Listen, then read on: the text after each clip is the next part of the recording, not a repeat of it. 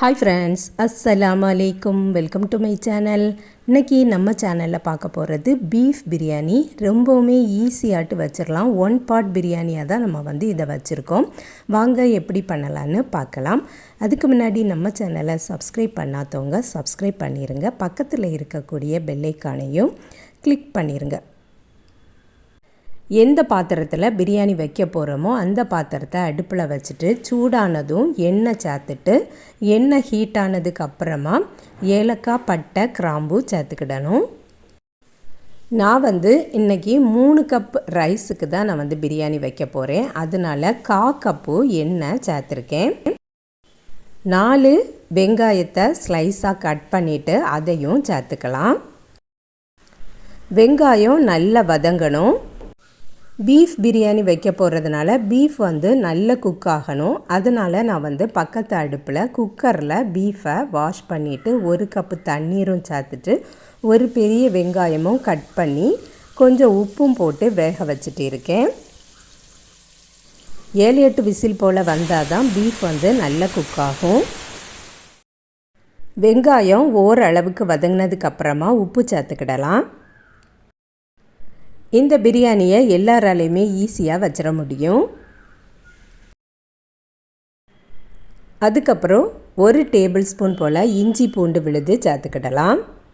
அதையும் சேர்த்துட்டு நல்லா வதக்கணும். வெங்காயம், தக்காளி எல்லாமே நல்லா வதங்கினா தான் இந்த பிரியாணி எப்போவுமே நல்லா டேஸ்டியாக இருக்கும்.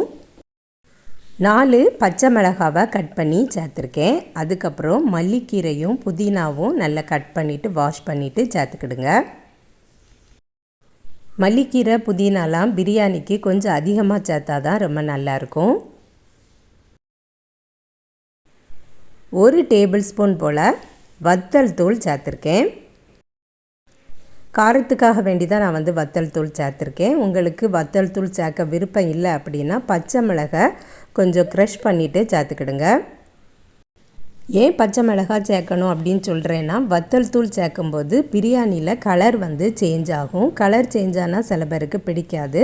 அதனால் நீங்கள் பச்சை மிளகாவை நல்லா க்ரஷ் பண்ணி சேர்த்துக்கிடலாம். காரமும் இருக்கும், கலரும் சேஞ்ச் ஆகாது. இந்த பிரியாணிக்கு நான் 4 பழுத்த தக்காளியை நல்லா கட் பண்ணி சேர்த்துருக்கேன். தக்காளியும் நல்லா வதங்கட்டும்.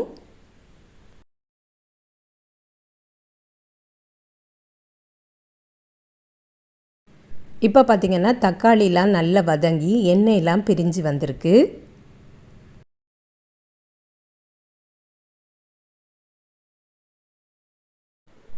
இனி 1 டேபிள் ஸ்பூன் கரம் மசாலாவும் சேர்த்துக்கிடலாம்.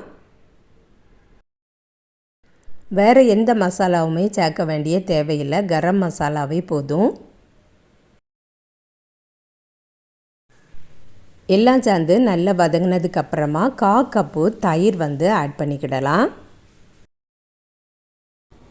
லெமன் இருந்துனா கூட 1 லெமனையும் கட் பண்ணி இதுக்கு கூடவே சேர்த்துக்கலாம். நான் ஆனால் லெமன் ஆட் பண்ணலை. இப்போ பார்த்திங்கன்னா எண்ணெயெல்லாம் நல்லா பிரிஞ்சு பேனில் ஒட்டாமலே வந்திருக்கு.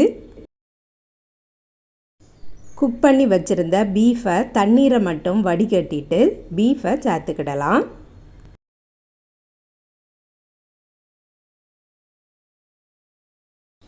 பீஃபை வேக வைக்கும்போது கூட மஞ்சள் பொடியோ வத்தல் தூளோ எதுவுமே நம்ம சேர்க்கலை. அதனால தான் இந்த கலரில் இருக்குது.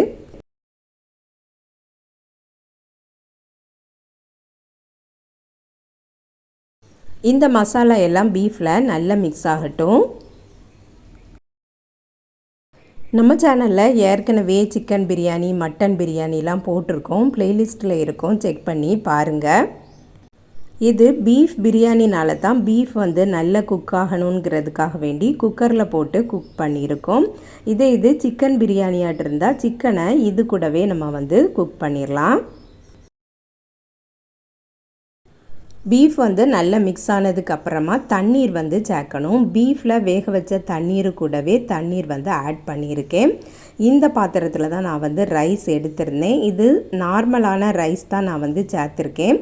அதனால் இந்த பாத்திரத்துக்கு 2 பாத்திரமே நான் தண்ணீர் ஆட் பண்ணிட்டேன். எப்போவுமே பாஸ்மதி ரைஸில் தான் பிரியாணி வைக்கிறது. இந்த டைம் வந்து நான் நார்மலான பொன்னி ரைஸில் தான் நான் வந்து வச்சுருக்கேன். இதுவும் நல்ல பொடி அரிசி, ஜீரக சம்பாவை விடவும் கொஞ்சம் பெருசாட்டு தான் இருந்தது.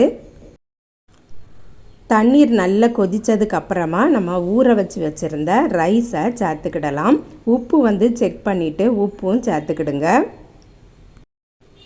ரைஸை பாதி வேக வச்சுலாம் சேர்க்கலை, ஊற வச்சுட்டு அப்படியே தான் நான் வந்து சேர்த்துருக்கேன். அதனால் ரைஸ் வந்து நல்லா குக் ஆகணும். இந்த தண்ணீர்லாம் வற்றினதுக்கு அப்புறமா நம்ம வந்து தம் போட்டாலே போதும். உப்புலாம் செக் பண்ணிவிட்டு உப்பு போட்டுட்டு அதுக்கப்புறம் மூடி வச்சிடலாம். நல்லா கொதிக்கட்டும். இப்போ பார்த்திங்கன்னா கொஞ்சம் தண்ணீர் வற்றிருக்கு. நல்லா மிக்ஸ் பண்ணி கொடுத்துக்கிடலாம். நான் வந்து பிரியாணியில் பொதுவாட்டு எந்த எசன்ஸுமே சேர்க்க மாட்டேன். உங்களுக்கு விருப்பம்னா ஏதாவது ஒரு எசன்ஸ் சேர்த்துக்கிடுங்க.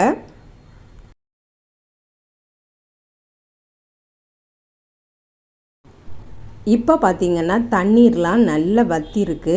இனி நல்லா மிக்ஸ் பண்ணி கொடுத்துட்டு நம்ம வந்து தம் போட்டுறணும். தம் போடுறது எப்படின்னா, கீழே வந்து ஒரு தோசை தவாவை வச்சுட்டு நல்லா ஹீட் பண்ணிவிட்டு அதில் இந்த பாத்திரத்தை வச்சுட்டு ஒரு 10 நிமிஷம் வச்சா போதும். நம்ம நார்மலாக வந்து 20 நிமிஷத்துக்கிட்ட வைப்போம். இது வந்து அப்படி இல்லை, ஏன்னா ஓரளவுக்கு இது குக் ஆயாச்சு. அதனால் 10 நிமிஷம் வச்சாலே போதும். மேலே டெக்கரேஷனுக்கு வேணும்னா வெங்காயம் பொரித்தது, அண்டி, கிஸ்மிஸ் பொரித்ததெல்லாம் சேர்த்துக்கிடலாம். கொஞ்சம் நெய் வேணும்னா கூட நீங்கள் வந்து சேர்த்துக்கிடுங்க. தம்மெல்லாம் போட்டு பிரியாணி ரெடி ஆயாச்சு. இப்போ பாருங்கள், சூப்பராகவே இருக்குது. அடிப்பிடிக்கலாம் செய்யாது.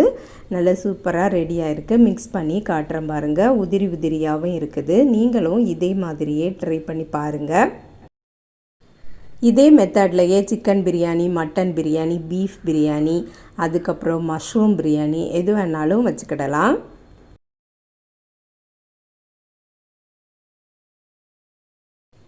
நல்ல டேஸ்டியான பீஃப் பிரியாணி ரெடி ஆகிட்டு, நீங்களும் இதே மாதிரியே ட்ரை பண்ணி பாருங்கள் ஃப்ரெண்ட்ஸ். இந்த வீடியோ பிடிச்சிருந்தா லைக் பண்ணுங்கள், ஷேர் பண்ணுங்கள். நம்ம சேனலை இது வரைக்கும் சப்ஸ்கிரைப் பண்ணலைன்னா சப்ஸ்கிரைப் பண்ணிடுங்க. நெக்ஸ்ட் வீடியோவில் வேறு ஒரு ரெசிபியில் சந்திக்கிறேன். அஸ்ஸலாமு அலைக்கும்.